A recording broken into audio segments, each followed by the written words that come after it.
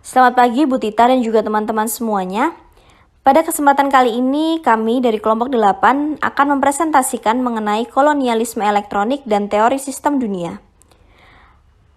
Ada beberapa materi yang akan kita sampaikan seperti 4 era yang terdapat dalam kolonialisme global yang akan disampaikan oleh Theodorakis Paramesti dengan NPM 7005.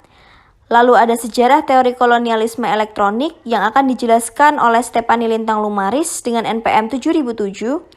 Lalu ada apa itu teori kolonialisme elektronik yang akan dijelaskan oleh Maria Meltinda Amara dengan NPM 7033. Dan juga teori sistem dunia yang akan dijelaskan oleh Maria Assumpta Lili dengan NPM 7007. Dan yang terakhir adalah hubungan antara teori kolonialisme elektronik dengan teori sistem dunia yang akan dijelaskan oleh Stefani Lintang Lumaris. Kolonialisme global memiliki 4 era. Yang pertama adalah military colonialism atau yang biasa dikenal juga dengan kolonialisme militer. Era pertama ini ditandai dengan penaklukan militer yang terjadi selama periode Yunani Romawi dan menyaksikan perluasan kekaisaran Romawi di sebagian besar Eropa modern, termasuk yang ada di Afrika Utara. Era ini terjadi pada sekitar tahun 1000 sebelum Masehi. Lalu selanjutnya ada kolonialisme dagang, yaitu dimulai dengan adanya penemuan kemajuan mekanik pada abad ke-17 dan Eropa mulai mencari ekspansi perluasan wilayah dengan memiliki tujuan. Era ketiga ini berlanjut hingga pertengahan abad ke-20 dan ditimbulkan karena adanya rasa untuk menginginkan adanya tenaga kerja murah, impor bahan mentah, dan pasar ekspor yang siap pakai yang diciptakan oleh koloni untuk memiliki produk jadi. Revolusi industri ini menciptakan kolonialisme merkantil. Perancis, Inggris Raya, Spanyol, Portugal, Belanda, Belgia, Italia dan negara-negara Nordik secara sistematis mulai memperluas pengaruh komersil dan politik mereka. Pada sekitar tahun 1700-an dan 1800-an, status internasional merupakan fungsi dan jumlah dan lokasi koloni asing seseorang. Pada bagian akhir dari era ini, negara-negara industri berusaha untuk memperluas pengaruhnya melalui perusahaan transnasional yang melengkapi dan memperluas cara kontrol yang lebih tradisional.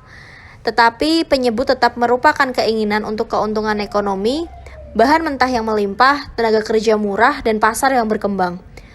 Kolonial dagang ini juga mencakup kepentingan komersial lainnya seperti periklanan, peraturan pemerintah, dan hukum, termasuk kontrak dan hak kekayaan intelektual yang lebih sesuai dengan negara industri yang lebih besar dan lebih kuat daripada koloni atau wilayah asing yang lebih lemah. Dan elemen kunci dalam keberhasilan kolonialisme dagang ini adalah penemuan mesin cetak oleh Johannes Gutenberg sehingga bisa menghasilkan 200 eksemplar Alkitab.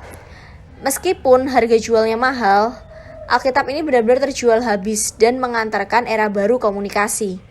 Meskipun Gutenberg akhirnya harus meninggal dalam keadaan bangkrut dan sebagai orang yang miskin, tetapi ia menyediakan sarana bagi orang lain untuk mengumpulkan kekuasaan dan juga kekayaan yang luar biasa. Kolonialisme dagang berlanjut hingga pertengahan abad ke-20 yang ditimbulkan oleh adanya keinginan untuk mendapatkan tenaga kerja murah, impor bahan mentah, dan pasar ekspor yang siap pakai. Hal tersebut diciptakan oleh koloni untuk produk jadi. Revolusi industri menciptakan kolonialisme merkantil. Perancis, Inggris Raya, Spanyol, Portugal, Belanda, Belgia, Italia, dan negara-negara Nordik secara sistematis mulai memperluas pengaruh komersial dan politik mereka. Pada sekitar tahun 1700 hingga 1800-an, status internasional merupakan fungsi dan jumlah lokasi koloni asing seseorang. Pada bagian akhir dari era ini, negara-negara industri berusaha untuk memperluas pengaruhnya melalui perusahaan transnasional yang melengkapi dan memperluas cara kontrol yang lebih tradisional. Namun, penyebut umum tetap menjadi keinginan ekonomi. Hal tersebut mencakup keinginan untuk keuntungan ekonomi, bahan mentah yang berlimpah, tenaga kerja murah, dan pasar yang berkembang. Kolonialisme dagang ini sebenarnya juga mencakup kepada kepentingan komersil lain seperti periklanan, kekayaan intelektual, peraturan daerah dan hukum, serta kontrak dan kontrak dan kekayaan intelektual yang ada. Akhirnya, pada sekitar tahun 1450-an, Gutenberg menghasilkan 200 eksemplar Alkitab dan itu merupakan salah satu elemen kunci dalam keberhasilan kolonialisme dagang karena ditemukannya mesin cetak oleh Gutenberg. Namun meskipun begitu, Gutenberg terpaksa menjadi bangkrut dan akhirnya meninggal sebagai seorang yang miskin. Gutenberg menyediakan sarana bagi orang lain untuk mengumpulkan kekayaan dan kekuasaan yang luar biasa. Yang terakhir adalah kolonialisme elektronik atau electronic colonialism. Setelah terjadinya Perang Dunia Kedua, ada ekspansi media massa sehingga terjadi arus komunikasi yang bebas. Jika pada sebelum periode Perang Dunia Pertama, komunikasi hanya berupa surat, saat itu komunikasi bisa melalui CD, mesin fax, DVD, satelit, komik, dan komputer. Berbagai macam teknologi informasi memudahkan pengiriman dan penerimaan informasi.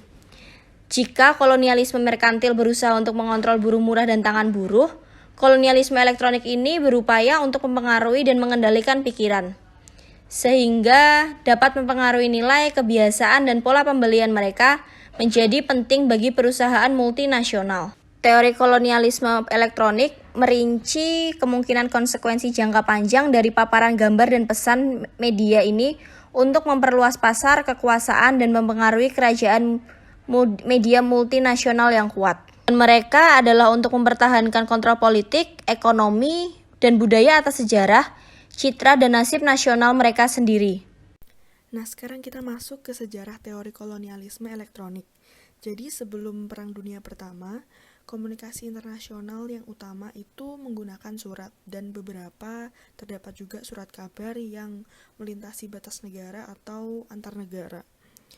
Namun di sisi lain terdapat juga komunikasi elektronik yang terbatas yang merupakan campuran sistem nirkabel dan juga telegraf yang menggunakan kode Morse. Nah, yang berikutnya, selama akhir tahun 1920 dan 1930-an, muncul budaya pekerja yang mempromosikan mengenai seni, budaya, dan beberapa media lokal. Di sini organisasi buruh berusaha untuk mempromosikan kesenian rakyat, sedangkan orientasi borjuis itu seperti opera. Nah, selama fase ini muncul, itu terdapat sekelompok sarjana kritis Eropa yang sekarang disebut dalam literatur sebagai Sekolah Frankfurt, atau beberapa tokoh diantaranya itu adalah Horkheimer, Adorno, Fromm, dan Habermas. Mereka ini mengembangkan teori kritis terhadap elit kekuasaan dan sampai taraf tertentu menanamkan benih teori kolonialisme elektronik dengan memusatkan perhatian akademis pada masalah kekuasaan. Lalu setelah berakhirnya Perang Dunia Kedua pada tahun 1945, barulah terjadi ekspansi internasional yang substansial atau bersifat inti dari media massa yang melibatkan komunikasi serta produk budaya. Selain itu, pengiklanan global juga menjadi area pertumbuhan pada zaman itu. Yang terakhir, pada akhir tahun 1960-an dan sepanjang tahun 1970-an, negara-negara Uni Soviet lama, lalu juga akademisi di negara-negara Nordik dan Amerika Latin, dan beberapa kekuatan partai sosial demokrat di seluruh Eropa mulai menunjukkan keprihatinan terhadap dampak negatif dari budaya barat dan ekonomi global. Nah, kekhawatiran yang diungkapkan ini mengenai sindikasi global film dan acara televisi Hollywood, serta dampak musik terutama yang berasal dari Inggris dan Amerika, seperti contohnya genre musik rock and roll. Nah, untuk ekonomi globalnya, perdebatan yang muncul itu mengenai junk culture atau seperti contohnya junk food yang mendapatkan sambutan hangat dari UNESCO. Oke, baik, di sini saya akan menjelaskan tentang apa itu teori kolonialisme elektronik. Teori kolonialisme elektronik atau ECT, Electronic Colonialism Theory, ini berfokus pada bagaimana media global termasuk periklanan mempengaruhi cara orang melihat, berpikir maupun bertindak gitu. Jadi seiring perkembangan zaman dan teknologi itu mempengaruhi gaya hidup seseorang, sehingga seseorang tersebut mengalami perubahan-perubahan yang dipengaruhi oleh hadirnya kemudahan dalam mengakses internet melalui berbagai macam alat elektronik seperti smartphone dan laptop gitu. Jadi karena semakin mudahnya pengguna sehingga menjadi kecanduan dan mereka itu akan menjadi konsumtif terhadap penggunaan media-media yang semakin berkembang gitu.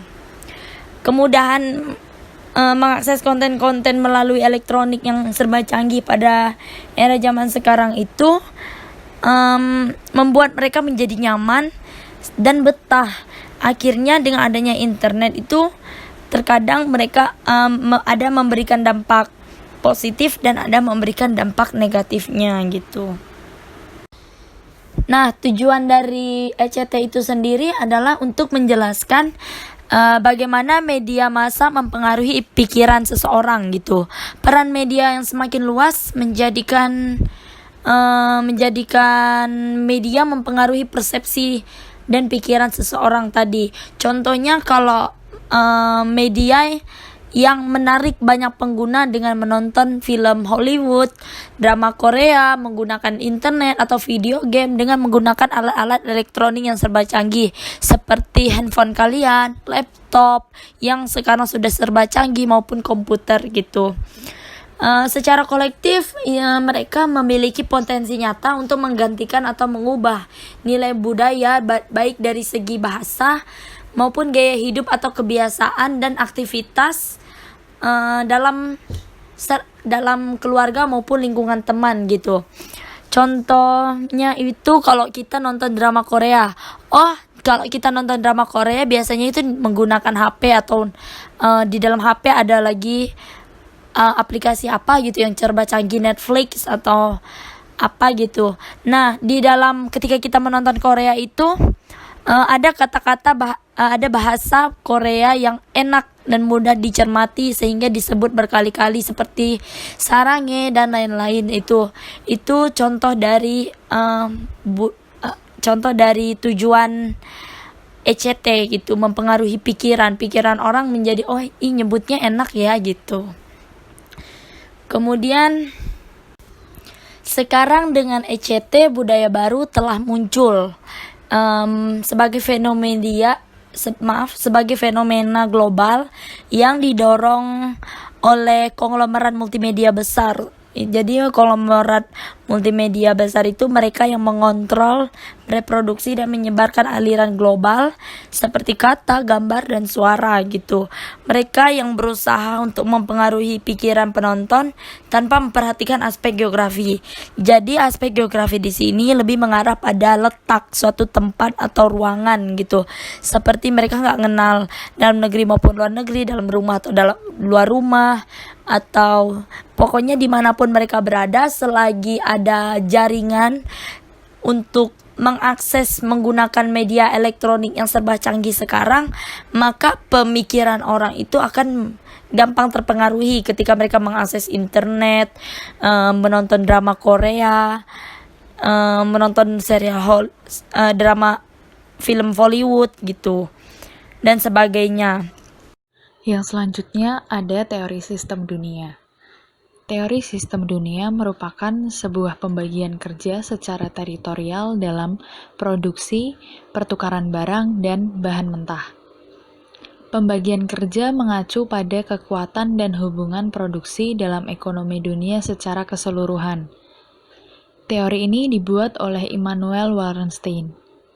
Ia menyatakan bahwa perekonomian kapitalis dunia tersusun atas 3 jenjang, yaitu negara inti, negara semi-periferi, dan negara periferi. Negara inti adalah negara yang fokus pada usaha padat modal. Sedangkan negara periferi adalah negara yang fokus pada usaha padat karya. Pembagian kerja ini menyebabkan adanya 2 daerah yang saling tergantungan, yaitu negara inti dan negara pinggiran, atau yang sering disebut dengan periferal.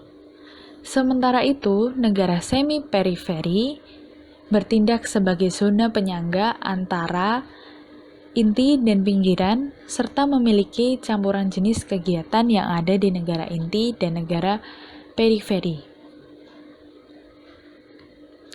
Lalu, teori sistem dunia ini lahir karena adanya dua teori sebelumnya, yaitu teori modernisasi dan teori depensasi yang menuai banyak kritik. Teori modernisasi dikritik sebagai rasionalisasi dan imperialisme. Oleh karena itu, lahirlah teori depensasi yang pertama kali di Amerika Latin.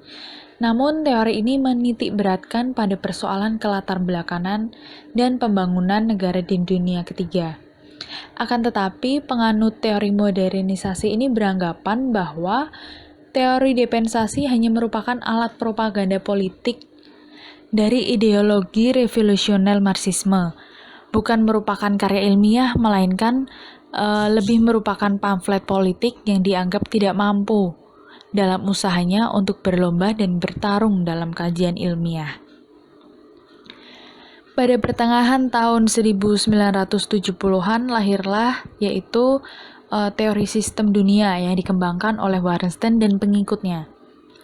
Mereka menyebutnya sebagai perspektif dunia, sebagai perspektif sistem dunia atau sistem ekonomi kapitalis dunia. Menurut KY, perspektif yang dirumuskan oleh Wallerstein ini lahir dengan cara mengambil dan menyerap dari intisari pola pikir dari dua tradisi pemikiran yang ada dahulu, yakni pola pikir pembangunan negara dunia ketiga, neo-Marxis, dan ajaran Annales Perancis. Lalu, kita akan masuk ke penjelasan tentang negara inti. Negara inti merupakan negara kapitalis dominan yang mengeksploitasi negara periferi dalam hal tenaga kerja dan bahan mentah.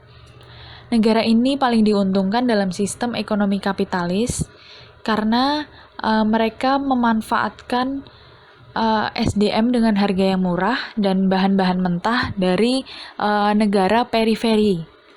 Sebagian besar dari negara inti ini adalah negara Inggris, Belanda, dan Prancis, yang merupakan kawasan inti yang pertama, dan secara politik ketiga negara ini mengembangkan pemerintahan pusat yang kuat dan birokrasi yang ekstensif serta tentaranya yang besar. Lalu ada negara periferi. Negara periferi ini bergantung pada negara inti dalam hal modal. Karakteristik negara ini ditunjukkan dengan industrinya yang masih terbelakang. Negara periferi juga tidak memiliki pemerintahan pusat yang kuat seperti negara inti. Mereka juga tidak memiliki tentara yang sebesar dengan negara inti. Dan negara periferi ini masih dikendalikan oleh negara inti. Bahan bakunya diekspor ke negara inti dan bergantung pada praktik kerja yang koersif. Lalu yang ketiga adalah negara semi-periferi. Negara semi-periferi ini bisa dikatakan sebagai negara inti yang mengalami penurunan, atau mungkin bisa dikatakan sebagai negara periferi yang sedang berusaha untuk meningkatkan posisinya dalam sistem ekonomi dunia. Contoh negara semi-periferi adalah saat ini adalah negara Italia, Jerman Selatan, dan Perancis Selatan. Negara ini gagal mendominasi perdagangan internasional dan dengan demikian tidak mendapatkan keuntungan pada tingkat sama seperti negara inti.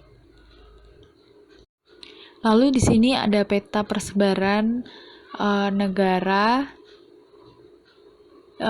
Untuk warna biru untuk negara inti, ungu untuk negara semi-periferi, dan merah untuk negara periferi.